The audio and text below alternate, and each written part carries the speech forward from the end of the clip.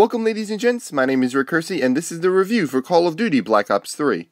I've always looked forward to the Call of Duty games developed by Treyarch. They do a great job with their campaigns, and with Black Ops 3, I feel like Treyarch does everything I would expect from them.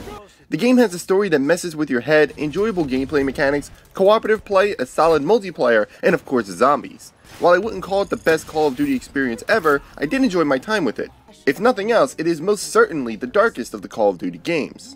When I first booted the game up, I dove straight into the campaign. It didn't take long for the game to set the tone, letting everyone know that this was going to be a hard-hitting and dark tale. Sure, it has those typical over-the-top Call of Duty moments, but those don't really overshadow the moments that are really meant to stand out. The general idea is that the game is based in the year 2065, when technology has advanced to the point of cyber soldiers with cybernetic limbs, and computer chips in their heads that allow hacking into systems as easy as just making a hand gesture. This of course presents the risk of some soldiers possibly losing themselves or becoming controlled. This is the very thing Black Ops 3 explores. You see, the big bad of this game isn't the Russians, the Germans, or any other foreign power. The enemy is more homegrown and might even be the people you fought beside for years. I absolutely love that the game decided to go this route with the story. It was done so well, and a lot of interactions between the characters just demonstrates how emotionally draining the story was. Or at least for them it was anyway. The problem here is that while I understood that the stakes were high and the characters were being put through the ringer, I personally didn't connect with the characters enough for some big moments to have any lasting impact. But I feel it was how the campaign ended that makes this game's narrative one of the better ones when it comes to Call of Duty, with a twist that not only will likely have people theorizing and debating into its meaning, but also one that ultimately plays heavily into the replayability value. With the way the game ends, a second playthrough may have you noticing things you probably didn't notice before, and putting you in a much different mindset. While I don't think it's quite on the same level as the twist in BioShock Infinite, it's still good. I also enjoyed the gameplay of the game. As I mentioned before, you play as a cyber soldier, which allows you to use special abilities. You can hack into enemy robots to turn them to your side, overload the cybernetics of enemy soldiers causing them to vomit and die, or unleash cybernetic beasts to wreak havoc on your foes. These abilities gave the gameplay more depth. I loved mixing up my abilities against different types of enemies. When looking at a group of robots, I would often target a robot in the center of the group, causing it to explode, which would destroy the other robots surrounding it, or releasing bees on enemies with riot shields, which created an opening for me to take them out.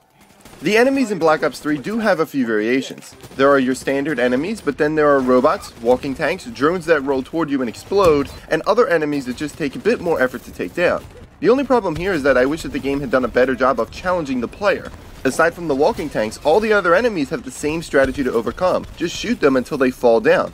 That, along with the usual just clear out room after room, makes Black Ops 3 not quite as challenging as it could have been. I did like that the game included a co-op feature allowing you to play the campaign with your friends. There were also times in between missions when the game would allow you to level up and purchase new abilities while also allowing you to create new loadouts for you to take into the game. These are two things that can complement each other when done correctly. One player can have hacking abilities while the other can be more destructive. Coordinating abilities and weapons can make clearing out an area fast and effective. This of course makes the not so challenging enemies even more disappointing. The multiplayer is everything that you'd expect, but adds in a few different things. Specialists are the first new feature. You can choose a character to play as and one of two cyber abilities that they possess. One may have kinetic armor that will deflect bullets, while another may have a bow with explosive arrows. Finding one that suits your playstyle best is the key. There are of course loadouts you can create, perks to assign, and score streaks to choose, but the other thing that's new to the game is the way in which you move. While double jumping was something introduced with last year's Call of Duty Advanced Warfare, Black Ops 3 adds in wall running as well. The wall running might be hard to grasp at first, but the game also has a free run mode for you to practice in different courses that vary in difficulty. Once you have a general idea of how to use these mechanics, you're good to go. I wasn't so thrilled with the multiplayer maps though. I felt that some did complement these new mechanics, while with others I noticed a lack of verticality in areas to reasonably perform a wall run. While this isn't a terrible thing, it was something that I noticed. The multiplayer of course comes equipped with all the classic game modes one would expect with the Call of Duty game. There's Team Deathmatch, Capture the Flag, Domination, Kill Confirmed, Gun Game, and many more. Keep in mind, we are talking about a Call of Duty game here, so be prepared to die a few times during your first runs at the multiplayer, at least until you get an idea of how to best go about things. Then there are zombies. Black Ops 3 has everything you'd want in its zombie mode. You are thrown into a large map and must survive against waves of zombies that increase in difficulty as you progress. Some waves might have different enemies for you to overcome, like rolling creatures that explode, flying bugs, and giant boss-like monsters.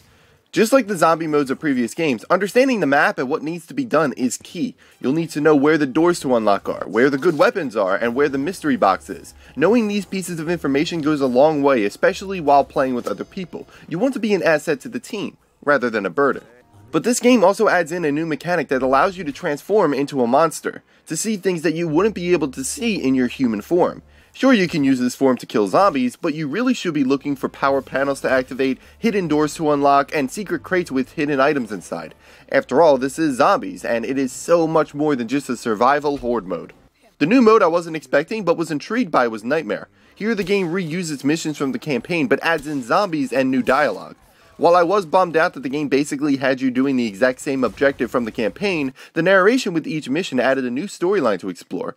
It was like an alternate reality of the story. If zombies were in fact the campaign, how would that play out? While the zombie mode in general did have a narrative to it, I felt that Nightmare had a deeper story, one that I ended up becoming very interested in. Call of Duty Black Ops 3 delivered where it was expected to deliver. Sometimes it misstepped, but other times it excelled. The story was a dark and mind-blowing experience, but it lacked the emotional impact it was going for. As for the multiplayer and zombies, they are everything you expect. I guess in the end, Call of Duty Black Ops 3 has everything you expect from it, but it has a few surprises that are hidden within. Thank you guys for watching, and I will see you next time.